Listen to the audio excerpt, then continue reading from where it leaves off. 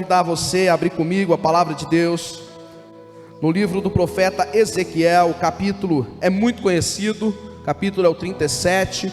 A história é muito conhecida, é no Vale dos Ossos Secos, mas a mensagem é nova para o teu coração, porque o Espírito Santo tem algo novo para ministrar em mim, Ele tem algo novo para ministrar em você. Aleluia. Livro do profeta Ezequiel, capítulo 37. Nós vamos ler os primeiros versículos deste capítulo. Uma história muito rica, uma história fantástica, uma história que nós poderíamos ministrar ela por dias, e nós teríamos muitas e muitas mensagens que o Espírito Santo falaria ao nosso coração. Eu já ministrei diversas vezes, o pastor já ministrou, você que prega certamente já ministrou. O Vale dos Ossos Secos, Ezequiel capítulo 37. Todos acharam? Diz a palavra de Deus: a mão do Senhor estava sobre mim, e por seu Espírito Ele me levou a um vale cheio de ossos. Ele me levou de um lado para o outro, e pude ver que era enorme o número de ossos no vale, e que os ossos estavam muito secos, ou sequíssimos, de acordo com a sua tradução. Versículo 13 diz: e ele me perguntou: filho do homem, estes ossos poderão tornar a viver? Eu respondi: ó soberano Senhor, só tu sabes. Então ele me disse: profetize a estes ossos e diga a eles: ossos secos, ouçam a voz da palavra do Senhor. Assim diz o soberano, o Senhor, a estes ossos: farei um espírito entrar em vocês, e vocês terão vida. Porém tendões em vocês, e farei aparecer carne sobre vocês, e os cobrirei com pele. Porém o espírito em vocês, e vocês terão vida. Então vocês saberão que eu sou o Senhor. Eu profetizei conforme a ordem recebida. Enquanto profetizava, houve um barulho, um som de chocalho, e os ossos se juntaram, ossos com ossos. Olhei, e os ossos foram cobertos de tendões, e de carne, e depois de pele, mas não havia espírito neles. A seguir ele me disse: profetize ao espírito, profetize, filho do homem, e diga-lhe: assim diz o soberano, o Senhor: venha desde os quatro ventos, ó espírito, e sopre dentro destes mortos para que vivam. Profetizei conforme a ordem recebida, e o Espírito entrou neles, e eles receberam vida, e se puseram em pé, e era um exército enorme. Então ele disse: filho do homem, estes ossos são toda a nação de Israel. Ele lhes disse: nossos ossos se secaram, e nossa esperança desvaneceu-se, fomos exterminados. Por isso profetize e diga-lhes: assim diz o Senhor, o soberano: ó meu povo, vou abrir os seus túmulos e fazê-lo sair. Trarei vocês de volta à terra de Israel. E quando eu abrir os seus túmulos e os fizer sair, vocês, meu povo, saberão que eu sou o Senhor.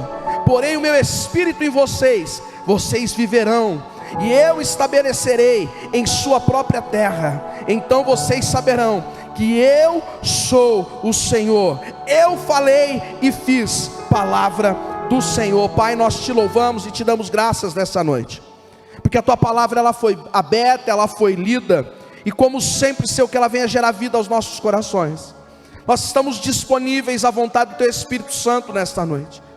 Nós tivemos a oportunidade de celebrar, de adorar, de entregar as nossas ofertas, de entregar o nosso clamor, a nossa oração. Mas é neste momento que nós abrimos o nosso coração, o nosso entendimento para a compreensão da tua palavra, e pedimos que o teu Espírito Santo ministre no mais profundo do nosso ser, de maneira, Senhor, que sejamos vivificados pelo poder da tua palavra, de maneira que sejamos cheios pelo poder do teu Espírito Santo. Em o nome de Jesus, diminua-nos, ó Deus, para que o Senhor cresça neste lugar, e ao Senhor honra, glória e todo louvor, em nome de Jesus, amém. Eu quero falar com você nessa noite sobre o processo do avivamento. Você pode dizer comigo: processo do avivamento. Eu acordei esses dias de madrugada 4h46 da manhã, com duas palavras no meu coração. Eu estava com um pouco de azia, inclusive, fui tomar o meu remédio, anotei essas palavras e fiquei pensando, o que é o Senhor com essa palavra? Sabedoria era a primeira palavra, e revestimento do Espírito era a segunda palavra. E eu fiquei com aquilo, e eu lembro, em relances, que o Senhor ministrava algo ao meu coração enquanto eu dormia, mas eu não conseguia lembrar o texto e nem o ocorrido, para que essas duas palavras chegassem ao meu coração e me acordassem, às 4h46 da manhã. Comentei com a Thalita e fiquei remoendo aquilo, pensando, falando, Senhor, fala comigo. Quando foi hoje de manhã, o Senhor me levou a Ezequiel, no capítulo 37, e quando eu caminhava por esse texto, o Senhor, Ele foi me fazendo entender e compreender o porquê da palavra sabedoria e o porquê da palavra revestimento do Espírito Santo de Deus. E você vai entender comigo ao longo dessa mensagem. Parece não fazer nenhum sentido, e quando o Senhor me levou a esse texto, eu não compreendia que de fato poderia ter uma conexão com sabedoria e revestimento do Espírito. Revestimento do Espírito talvez, mas sabedoria talvez não num primeiro aspecto. Mas quando nós estamos diante do capítulo 37, capítulo esse que ilustra uma visão da promessa de Deus para o povo de Israel, que está no capítulo 36. É um contexto interligado que nós estamos aqui. O capítulo 37 é a confirmação em visão daquilo que Deus estava prometendo no capítulo 36. É Deus não só falando através do profeta Ezequiel ao povo, mas também confirmando como faria e de que forma faria, e que poderia através do seu soberano poder fazer e trazer vida àquilo que estava morto. O profeta Ezequiel então, ele vai ter um vislumbre desta visão, depois de profetizar a promessa no capítulo 36, e o capítulo 37 então traz esta visão de restauração de Israel, tanto espiritual como um reavivamento da fé daquele povo, um povo que estava quebrado, um povo que estava morto espiritualmente, e essa restauração diz respeito, socialmente falando e espiritualmente falando, ao reino norte, Israel, e ao reino sul, Judá. Bem sabemos que havia uma divisão do povo. No governo de Salomão, houve uma separação das tribos, estabelecido o reino norte, Israel, como capital Samaria, reino sul, Jerusalém como capital Judá, ou Judá como capital Jerusalém, desculpa. E por isso então os povos de Judá e de Jerusalém, os povos de Jerusalém e de Samaria não se relacionavam. Haja vista todo o embate, toda a dificuldade política com os assírios enfrentada no governo de Salomão. Mas agora Deus estabelece uma promessa.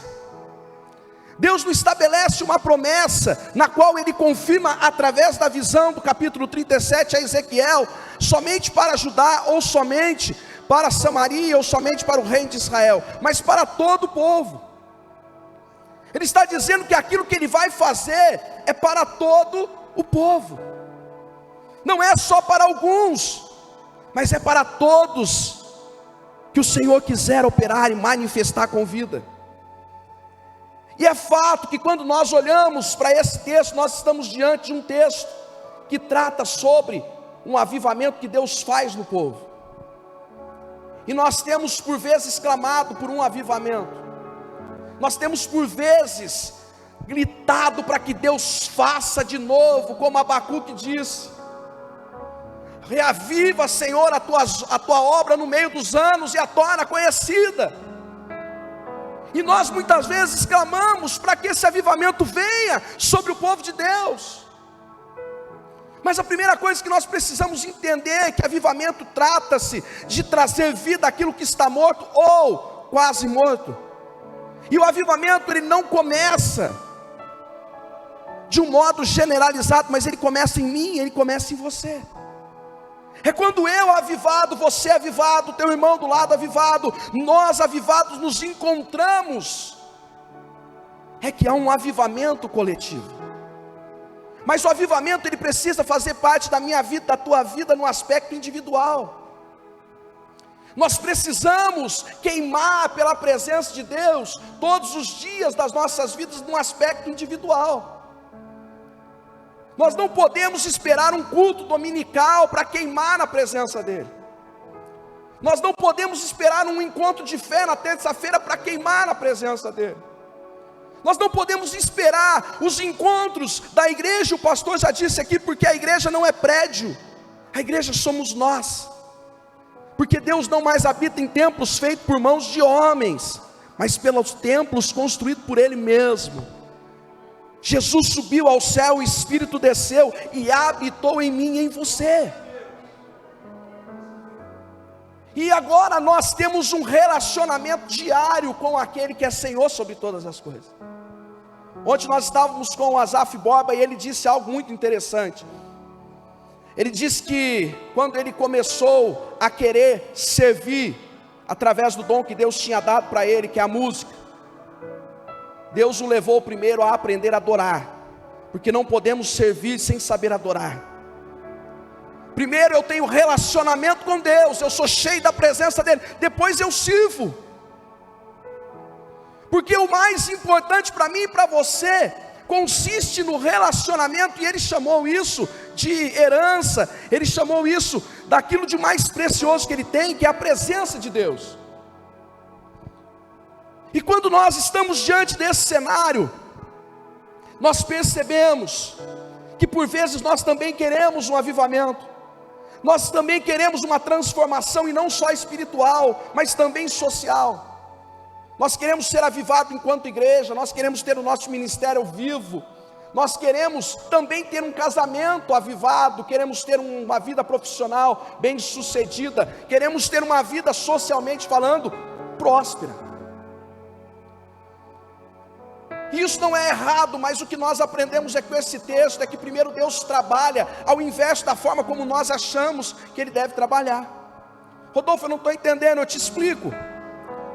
Enquanto muitas pessoas acham que primeiro precisam se estabilizar para depois servir a Deus, Deus Ele não trabalha dessa forma.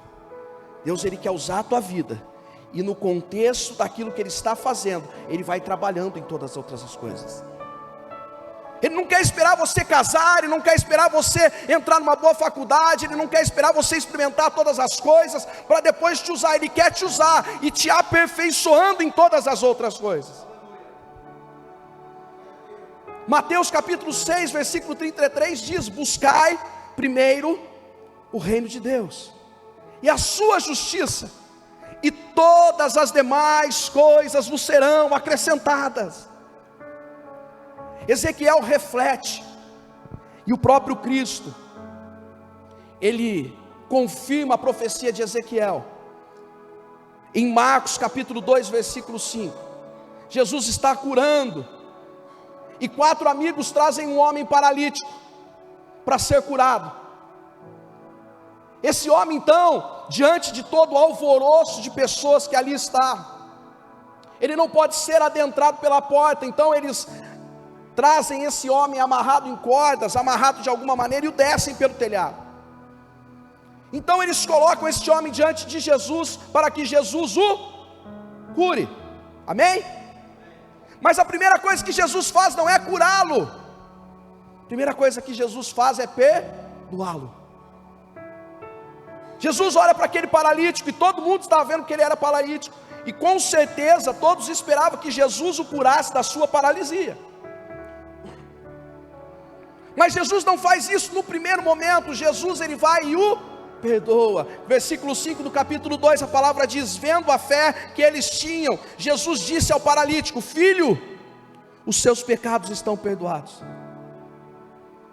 Ele não o cura exteriormente, mas ele perdoa os seus pecados. Primeiro Jesus o cura interiormente, ele sara aquele homem no seu interior.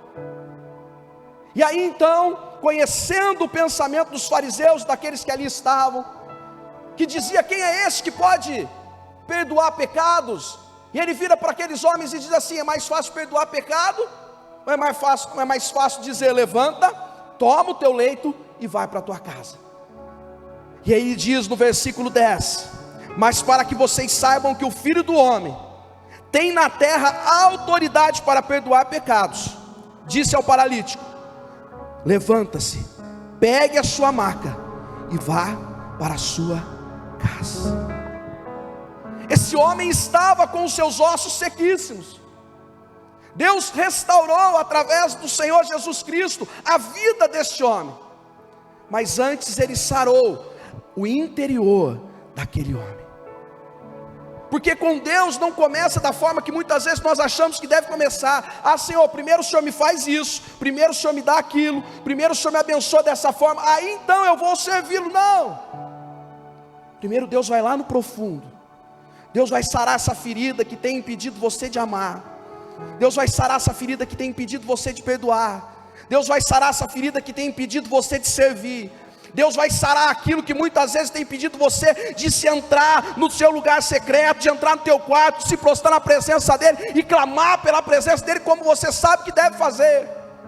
Primeiro Ele vai sarar, Ele vai perdoar, então Ele vai curar.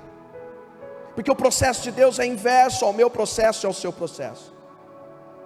Primeiro nós queremos ver para depois crer, mas a fé não é isso. A fé eu creio mesmo sem ver. E é isso que nós testificamos com aquilo que Ezequiel está falando, com aquilo que Ezequiel está vendo, melhor dizendo. E essa passagem nos ensina muito sobre o processo transformador de Deus para a realização de avivamento. Aprendemos que uma vida espiritualmente sarada, transformada, vivendo em santidade, reflete de maneira impactante também na vida social. Wesley já dizia isso. John Wesley, ele diz que a santidade também é social. Ele diz que nós manifestamos a diferença de alguém que ama e serve a Deus e é cheio do teu Espírito Santo no meio no qual nós estamos inseridos. Não é num monte isolado, mas é no meio do povo. E aí então começou a fazer sentido as duas palavras que eu sonhei. Porque a primeira coisa que eu preciso entender quando eu começo a discorrer, eu preciso entender com sabedoria. Eu preciso entender que um avivamento, ele não começa simplesmente porque eu pulo, ele não começa simplesmente porque eu canto, ele não começa simplesmente porque eu cumpro o calendário da igreja. Eu preciso entender que uma vida avivada, cheia do Espírito Santo, é mais que isso. E aí então, a primeira coisa que nós precisamos ter é sabedoria para aprender. Aprender o quê? Eu quero ler com você o primeiro versículo e aqui nós vamos discorrendo. A mão do Senhor estava sobre mim e por seu Espírito Ele me levou a um vale cheio de ossos. Primeira coisa que nós aprendemos: o Senhor estava com Ezequiel, e foi o seu Espírito Santo que o levou a um vale de ossos, para mostrar a realidade espiritual daquele povo. Às vezes eu e você estamos passando por momentos difíceis das nossas vidas, e nós achamos que Deus se esqueceu de nós, e na verdade não, Deus está conosco. Como no meio daquele vale Ele estava com Ezequiel, e no meio daquele vale Ezequiel experimentou o sobrenatural de Deus. Mas eu preciso entender que quem leva Ezequiel ao vale é o Espírito Santo, é o Espírito do Senhor, o mesmo Espírito que após o batismo de Jesus o leva ao deserto. Às vezes nós falamos: Senhor, me livra das provações, só que são nas provações que a nossa fé é provada. É na provação que nós somos aprovados. É a mesma coisa que você fazer uma faculdade e falar: Senhor, eu vou fazer faculdade, mas não quero fazer prova. É a mesma coisa que você tirar a carta e falar: Senhor, eu vou fazer aula prática, mas eu não quero fazer prova. É a mesma coisa se você quiser ser pastor nazareno, fala: eu quero ser pastor nazareno, mas não quero fazer prova. Tem prova, irmão, todo ano. A prova faz parte da vida, para que você seja aprovado ou não. Ezequiel estava diante de uma realidade que ele não gostaria, mas ele estava com o Senhor e conduzido por Ele. Talvez não é a situação que você está vivendo que agrade os seus olhos, mas o Senhor está contigo e Ele está te conduzindo, amém? Segundo versículo diz: Ele me levou de um lado para o outro e pude ver que era enorme o número de ossos no vale, e os ossos eram muito secos, estavam sequíssimos. O que nós aprendemos com o segundo versículo é que mais do que saber o seu estado espiritual, você precisa reconhecer. Rodolfo, saber e reconhecer não é a mesma coisa? Não. Eu sei que eu preciso orar mais, mas se eu não reconhecer que o que eu estou orando não é suficiente, não adianta.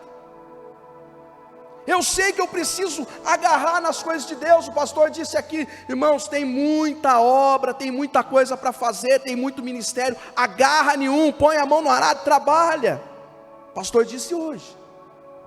Você sabe, mas reconhecer é olhar para dentro de si e falar: tem algo seco que precisa de vida. Tem algo seco que precisa de vida. Eu preciso voltar a viver a vontade de Deus. Versículo 3, a palavra diz que então ele me perguntou: filho do homem, estes ossos poderão tornar a viver? Eu respondi: ó soberano Senhor, só tu sabes. Quando Ezequiel fala: Senhor, só tu sabes, ele está colocando aqui, numa originalidade do contexto, ele está dizendo: Senhor, tu podes todas as coisas. Imagina você estar diante de uma realidade que você não pode fazer nada. Talvez seja a sua realidade, mas se não for, se você sair aí fora, você vai ver a realidade que o mundo está. E nós como igreja precisamos ser a diferença neste mundo. E quando você olha, você só vê sequidão. E diante dela o Senhor pergunta: pode diante desta realidade existir vida?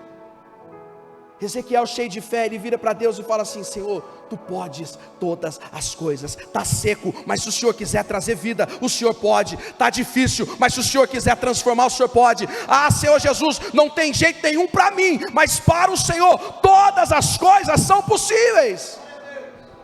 É o que Ezequiel está dizendo, versículo 4. Ele diz: então ele me disse, o Senhor dizendo: profetize a estes ossos e diga-lhes: ossos secos, ouça a palavra do Senhor. Pela fé na palavra de Deus, podemos declarar vida em meio à sequidão espiritual, crendo que Deus pode todas as coisas. É interessante que aqui a palavra diz, Deus falando a Ezequiel: profetiza a este ossos, e diga-lhes, ossos secos, ouçam a palavra de Deus. O que tem gerado fé no meu e no teu coração? A sabedoria consiste em eu entender que eu vou ter fé naquilo que eu ouço. Rodolfo, mas fé não é só para as coisas de Deus, não. Você pode acreditar na palavra do médico, é fé. Você pode acreditar no Jornal Nacional, é fé. Você pode acreditar na novela das 8, é fé. Você pode acreditar naquilo que você ouve. Você pode acreditar nos governantes. É fé naquilo que você está ouvindo. Mas Deus está falando para ele aqui: Ezequiel, a palavra é do Senhor. O que vai gerar vida é a palavra do Senhor. O que vai transformar é a palavra do Senhor. O que vai mudar a situação é a palavra do Senhor. Diz para esse osso, diz para eles: ouçam os ossos secos, ouçam a palavra do Senhor. É você voltar para dentro de si. É você voltar para essa situação que está acabando com você dentro da tua casa. É você olhar aí para fora e declarar a palavra de Deus: Senhor, eu não aceito no meu casamento, mas a palavra do Senhor diz. Eu não aceito na vida do meu filho, mas a palavra do Senhor diz. Eu não aceito no meu ministério, mas a palavra do Senhor diz. Não é o que estão achando, não é o que estão pensando, não é o que estão argumentando por aí, é a palavra de Deus que está dizendo. Sabedoria. Segunda palavra que veio ao meu coração: revestimento do Espírito.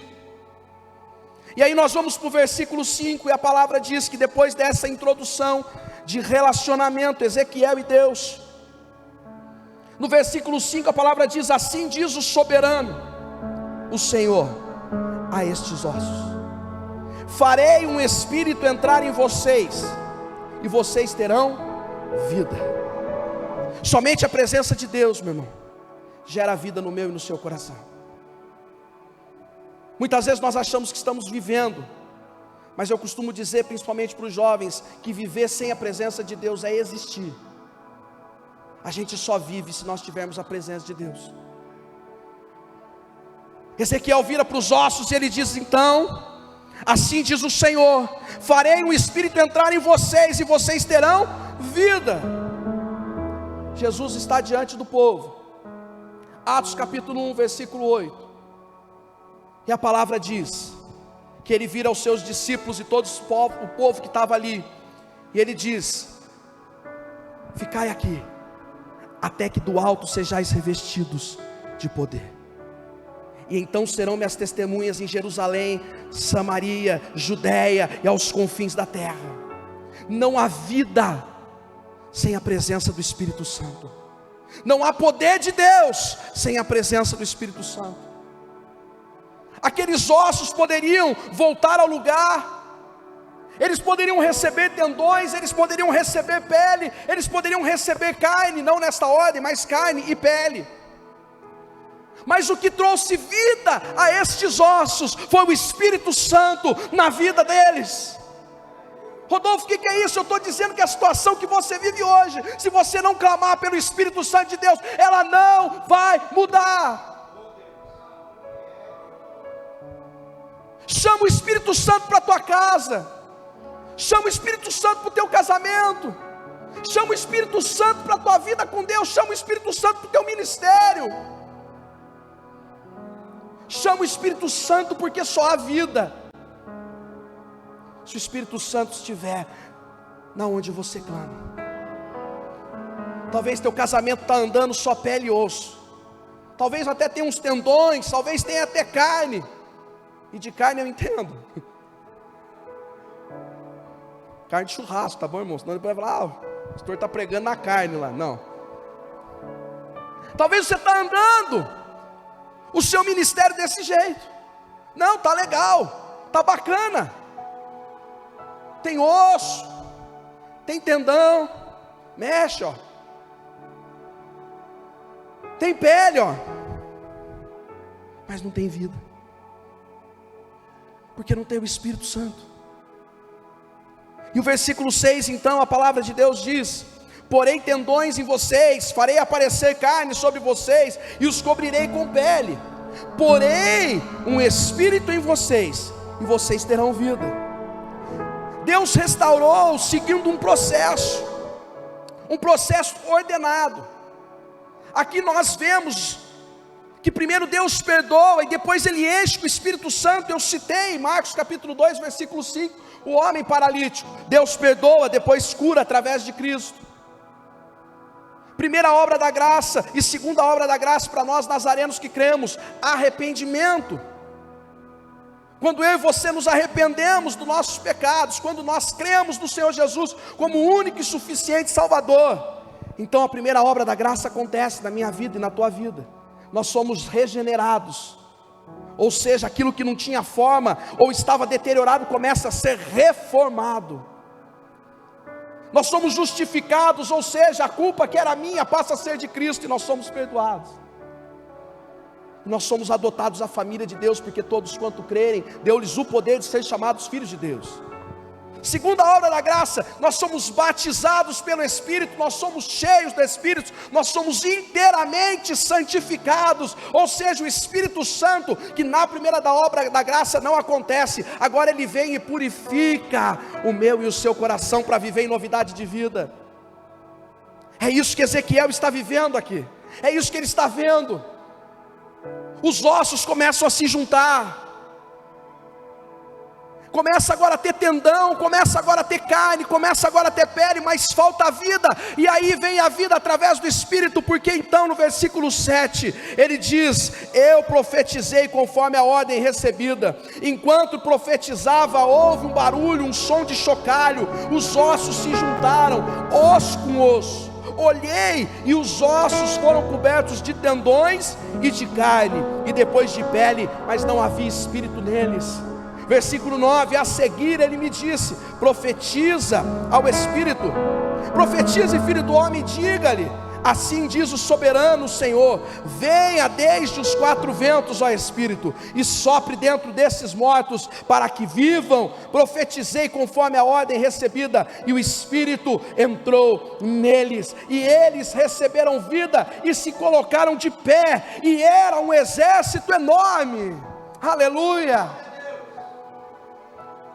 Irmãos, enquanto eles estavam só com os tendões, com as peles, com a carne, eles eram pessoas comuns ali, mas quando o Espírito encheu aqueles homens, quando o Espírito encheu aquela nação, quando o Espírito, na visão, dizendo, eles se colocaram de pé, e era um exército enorme, porque o Espírito Santo de Deus, ele gera vida, ele gera transformação, ele coloca de pé o abatido, ele traz à existência aquilo que não existe, ele transforma toda e qualquer situação, ele faz aquilo que o homem não pode fazer.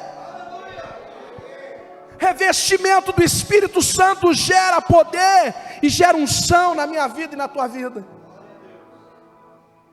Mas quando nós olhamos para esse texto, podemos ter a falsa impressão de que Deus está restaurando algo sem ter realizado o processo do perdão. Deus está restaurando por restaurar. Não, Deus está cumprindo a promessa do capítulo 36. Se você olhar para o capítulo 36, você vai ver Deus corrigindo o povo, Deus falando que o povo só se perdeu, só se espalhou por conta do seu pecado, mas que Deus, na sua infinita misericórdia, iria restaurar o povo. Mas não ia restaurar só Judá, e não só Israel, mas todo o povo. É por isso que eu trouxe no início da mensagem Marcos capítulo 2, versículo 5, que aquele homem paralítico, ele foi primeiro curado por dentro, para ser curado por fora, porque primeiro Deus te perdoa, para depois usar a tua vida. Primeiro Deus restaura você por dentro, para que você seja aquilo que Ele sabe que você pode ser na mão dEle. E a terceira e última coisa que então o Senhor acrescentou das palavras que eu recebi, é que para um avivamento, Deus irá remover aquilo que impede esse avivamento em um processo transformador. Rodolfo, eu não entendi, eu te explico, e aqui eu caminho para o fim. Todo o avivamento, ele não acontece sem que antes Deus cumpra o seu processo e os seus princípios na vida do homem. Nenhuma transformação acontece sem que antes Deus trabalhe no meu e no seu interior, porque o que nós vemos é exterior. Samuel chega na casa de Jessé para levantar um novo rei para Israel, isso lá atrás, do texto que eu estou lendo, para trás. Ele chega e ele começa a ver os filhos de Jessé, e no primeiro Deus fala, não é, o segundo não é, o terceiro não é, passam-se todos. Samuel diz, uai, já foi todos? Já se foram todos? Jessé diz o que para ele? Tem mais um, está lá no fundo, está esquecido lá, está apacentando as ovelhas. Mas se não foi nenhum desses, não vai ser ele. Aí Deus fala no coração de Samuel, o homem vê que está do lado de fora, eu conheço o coração, manda chamar Davi, porque ninguém vai sentar na mesa enquanto ele não chegar. Porque Deus trabalha aqui, para depois trabalhar aqui. Deus começa aqui, para depois fazer o que Ele quer fazer com você e através de você. E aí então nós vamos para o versículo 11, e a palavra diz que então o Senhor disse a ele, filho do homem, estes ossos são toda a nação de Israel. Eles dizem, nossos ossos se secaram, nossa esperança se esvaneceu, fomos exterminados. Por que que os ossos aqui havia secado? Por que a esperança havia se desfalecido? Porque eles pecaram. Talvez hoje as coisas não tenham dado certo e você não tem caminhado com vida, porque você está estagnado naquilo que muitas vezes nós chamamos de pecado de estimação. É aquele pecado que até fica num canto, mas vira e mexe, você dá ração, você faz um carinho, você faz uma gracinha na barriga. Ele está lá e não te deixa caminhar, e os ossos vão secando, e a sua vida vai secando, e o seu ministério vai secando, e a tua vida com Deus vai secando. E aí a oração já não é mais a sua prioridade, aí o culto já não é avivado, aí o louvor já não é bom, aí eu não quero mais, sabe por quê? E aí a gente acha problema em tudo, mas é que nós estamos secos. Eles diziam aqui: os nossos ossos se secaram, a nossa esperança desvaneceu-se, fomos exterminados. Como se eles dissessem assim: ó céus, ó terra, o que está acontecendo? Porque eles pecaram. Vai para o capítulo 36, eles pecaram, eles se distanciaram da presença de Deus. E o versículo 12 ao 14, só voltar aqui, a palavra vai dizer: por isso profetize, assim diz o Senhor a meu povo, eu vou abrir os túmulos, fazê-los sair, trazer vocês de volta à terra de Israel, e quando eu abrir os túmulos e os fizer sair, vocês, meu povo, saberão que eu sou o Senhor. Porei o meu espírito em vocês, e vocês viverão, e eu estabelecerei em sua própria terra, então vocês saberão que eu sou o Senhor. Falei e fiz. Palavra de Deus. Não se trata de uma restauração sem pecado, sem perdão. Não se trata de uma transformação para avivamento sem perdão de pecados. Porque se nós formos ao capítulo 36, eu quero voltar com você aqui.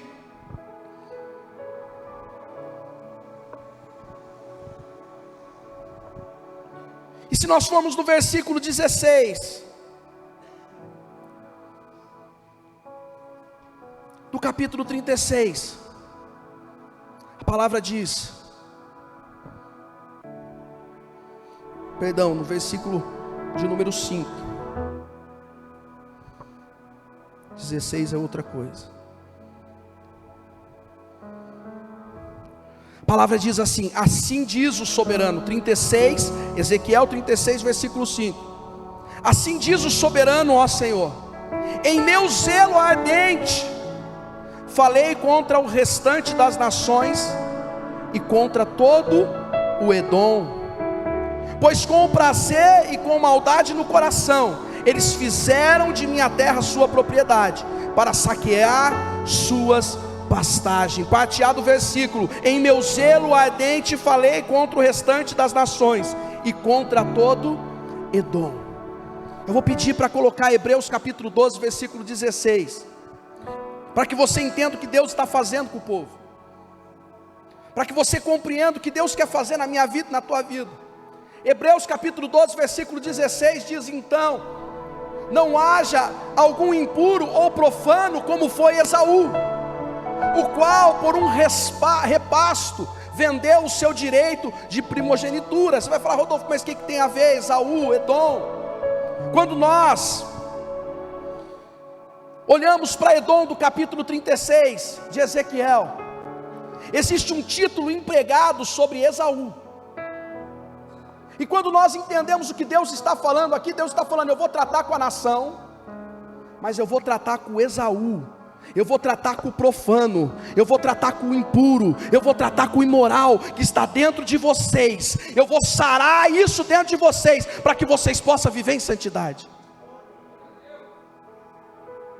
Eu vou tratar a nação, mas eu vou tratar Edom. Eu vou tratar a impureza do coração, eu vou tratar a imoralidade do coração, essa falta de caráter, ou esse caráter duvidoso. eu vou tratar a profanidade, ou seja, eu vou tratar vocês no que diz respeito a tratarem as coisas sagradas com desrespeito, ou tratar comum aquilo que é sagrado. Quando nós falamos de profano, nós estamos falando de se acostumar com o sagrado, de desrespeitar as coisas de Deus, de tratar comum aquilo que é santo. Irmão, um culto nunca vai ser normal. Se dobrar diante da presença de Deus, na sua cama, na sua cadeira, no seu sofá, nunca vai ser comum. Hernandes Dias Lopes diz que Satanás não tem medo de nada que nós fazemos, nem do que cantamos, nem do que nós pregamos, nem da forma como nós nos posicionamos no púlpito, mas ele tem medo dos nossos joelhos que se dobram, porque ele sabe para onde a nossa voz e o nosso clamor está indo.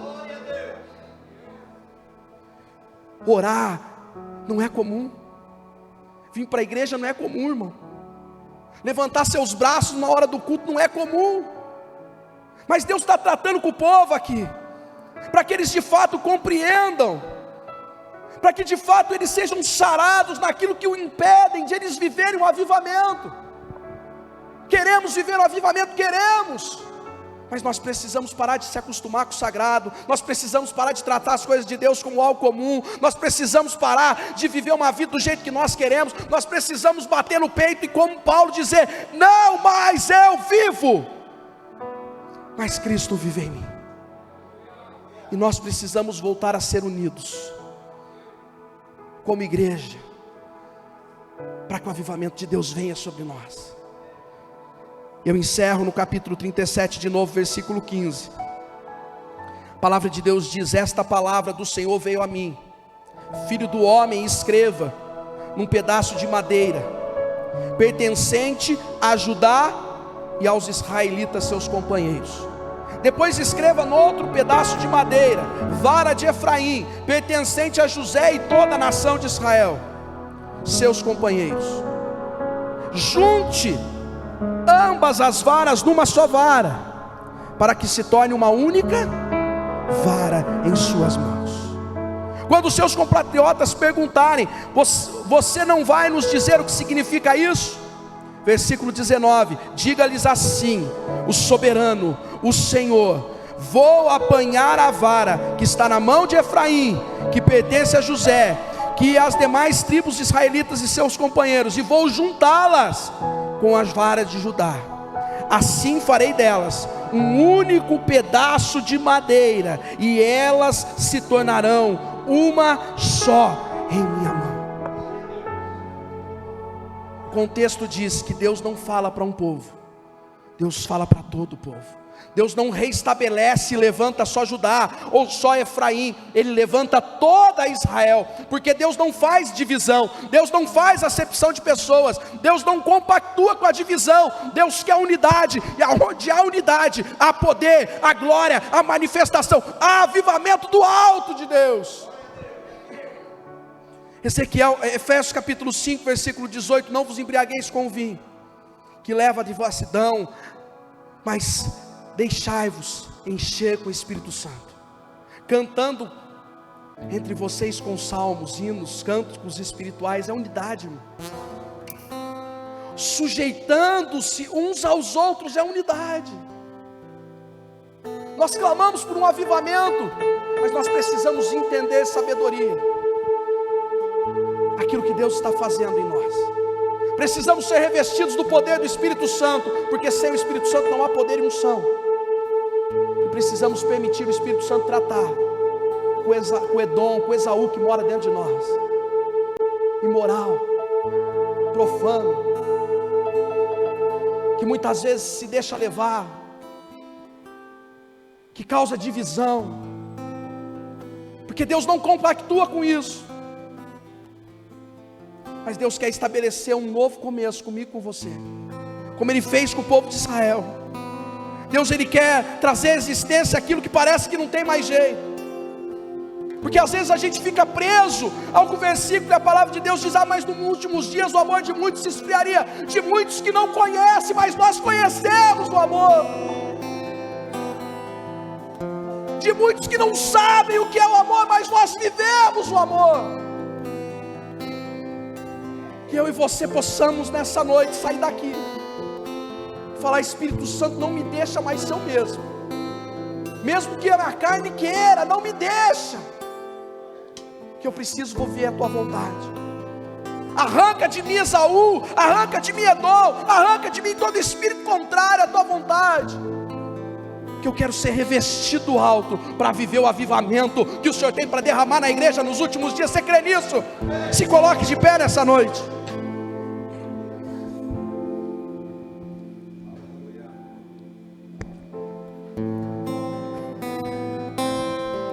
Aleluia. Nós vamos adorar Ele, vamos orar. Mas se o Espírito Santo falou contigo e você não quer sair o mesmo nessa noite, eu quero convidar você a sair do teu lugar, e você vai dar esse passo de fé.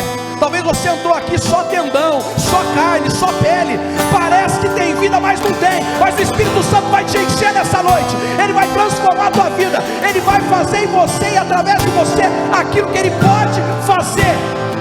Eu não posso, você não pode, pastor nenhum pode, mas o Espírito Santo pode. Sai do teu lugar. Se você entendeu a palavra nessa noite e você quer viver o avivamento do Senhor, sai do teu lugar e nós vamos adorar.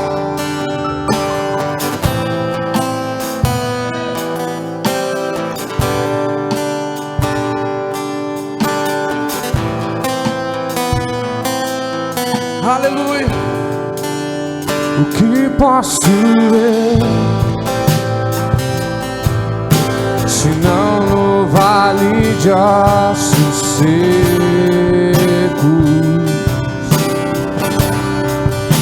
Que posso dizer,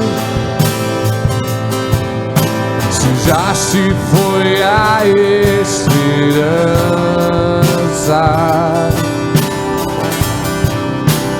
Nossa vergonha está exposta debaixo do sol há muito tempo.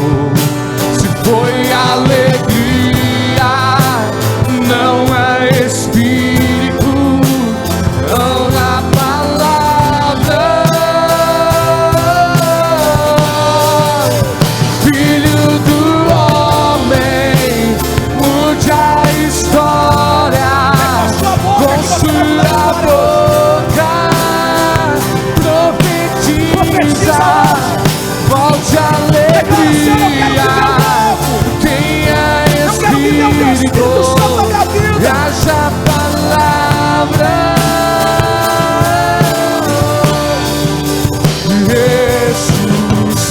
ressuscita, ó terra que estava morta, ó vale de ossos secos,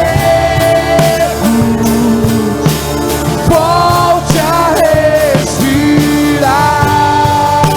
Posso ouvir, quem pode, quem pode? Posso ouvir o som do avivamento, a morte tomando vida, ressuscita.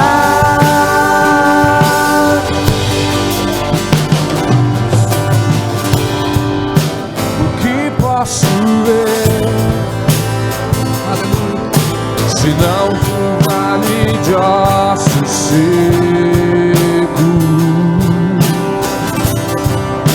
Que posso dizer, se já se foi a esperança? Deixa o Senhor falar contigo nesta noite. Nossa Dá liberdade pro Espírito Santo falar vergonha contigo. Deixa ele está tocar a tua vida. exposta debaixo do sol Deixa Ele ministrar no teu coração nesta há noite. muito tempo. Se foi Talvez você entrou aqui alegria, desanimado, você entrou cansado da forma não como você é tem levado a tua vida, seu ministério, as coisas de Deus. Mas Deus quer sarar você, Deus quer trazer esse espírito que não existe, Deus quer operar no teu coração.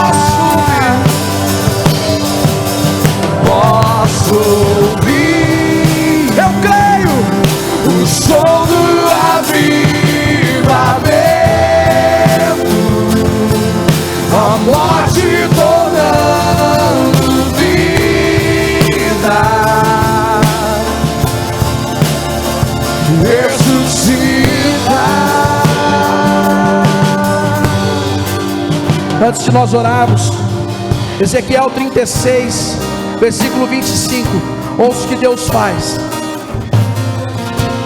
Quando Deus opera, quando Deus traz vida, quando Deus perdoa pecados, quando Deus cura nós lá no fundo, quando Deus traz vida àquilo que está morto, quando Deus derrama poder do alto, quando Deus aviva.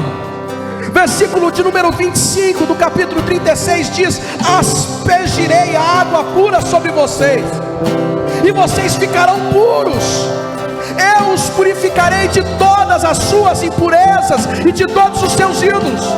Darei a vocês um coração novo, e porém um espírito novo em vocês. Tirarei de vocês o coração de pedra, em troca darei um coração de carne, porém o meu espírito em vocês, e os levarei a agir segundo os meus decretos e a obedecer fielmente às minhas leis. Vocês habitarão na terra que eu dei aos seus antepassados. Vocês serão meu povo e eu serei o seu Deus. Eu os livrarei de toda impureza. Eu os convocarei o cereal e o farei multiplicar-se. E não trarei fome sobre vocês. Aumentarei a produção das árvores e as safras do campo, de modo que vocês não sofrerão mais vergonha entre as nações por causa da fome. Então vocês lembrarão dos seus maus caminhos e das suas ações ímpias, e terão nojo de vocês, mesmo por causa das suas iniquidades e das suas práticas repugnantes. Quero que saibam que não estou fazendo isso por causa de vocês. Palavra do Senhor. Ele está dizendo que tudo aquilo que nos afastava de Deus vai gerar nojo no nosso coração. Todo pecado, toda impureza, tudo aquilo que nos impedia de avançar, tudo aquilo que nos impedia de orar, tudo aquilo que nos impedia de adorar, tudo aquilo que nos impedia de presenciar o derramar da presença de Deus sobre as nossas vidas, nós teremos nojo. E Ele nos fará prosperar na terra. Mas não está dizendo que é dinheiro, Ele está dizendo que a presença dEle vai estar conosco. Talvez você passe por dias difíceis, mas a presença dEle é tudo que nós precisamos. Pai, nós te louvamos nessa noite, e nós te agradecemos pela Tua palavra. Nós entendemos, ó Deus, aquilo que o Senhor falou ao nosso coração, e nós não queremos ser o mesmo. Nós cremos, ó Deus, que há um avivamento do Senhor para ser derramado na igreja nos últimos dias. E nós somos a igreja disponíveis à Tua vontade, Pai. Por isso, Senhor, vem e nos dá sabedoria para compreender aquilo que o Senhor está fazendo. Nos dá, Senhor, sabedoria para profetizar em meio à escassez, em meio às adversidades, em meio à sequidão. Nos reveste com o Teu Espírito Santo para que tenhamos poder e unção, para que possamos viver, Senhor, a Tua vontade, para que haja vida em nós, porque não há vida em nós sem a Tua presença. Nos purifica, Senhor, nos perdoa. Trata, Senhor, Edom, trata Esaú, trata a imoralidade, trata, Senhor, a profanidade, trata, Senhor, aquilo que nós nos acostumamos, a caminhada. E como Apocalipse capítulo 2, versículo 5 em diante diz: lembre-se de onde caiu, arrepende-se e volte. Nós estamos voltando hoje, Senhor, porque nós cremos que o Senhor está unindo. E como foi declarado nesse final, ó Pai, o Senhor está purificando, o Senhor está transformando o coração, o Senhor está colocando um espírito nos meus irmãos, em nós. O Senhor está trazendo à existência aquilo que não existe. O Senhor está fazendo com que eles retornem à terra e que eles vivam a Tua vontade, hoje e para todo sempre. Porque viver a Tua presença, Senhor, e amá-la e desejá-la todos os dias, é o maior avivamento que nós podemos experimentar. Senhor, nós estamos submetidos a esse processo, nós nos rendemos diante do Senhor, e nós te agradecemos pela Tua palavra, porque o Senhor nos ama e o Senhor cuida de nós. Em nome de Jesus, se você crê e recebe, aplaude e glorifica Ele, em nome de Jesus. Ressuscita, terra que estava morta, o vale de ossos secos, volte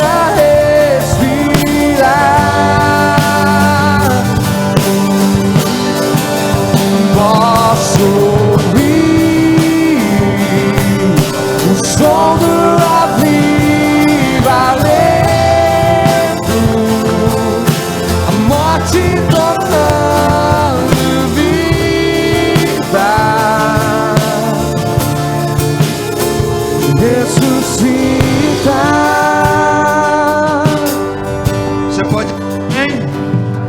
Você pode dizer amém? Por tudo que você ouviu, amém. Que Deus abençoe sua vida, que Deus abençoe sua casa. Pode acender por gentileza. Que Deus abençoe a sua semana, que você tenha uma semana diferente. Obrigado, pastor Rodolfo, por essa palavra que traz avivamento ao nosso coração. Deus te abençoe, Deus continue te usando. Louvado seja Deus. Quero encerrar contigo, mas quero te fazer um pedido antes de você sair deste lugar. Qual é o meu pedido para você? Não desperdice essa palavra que Deus colocou no seu coração.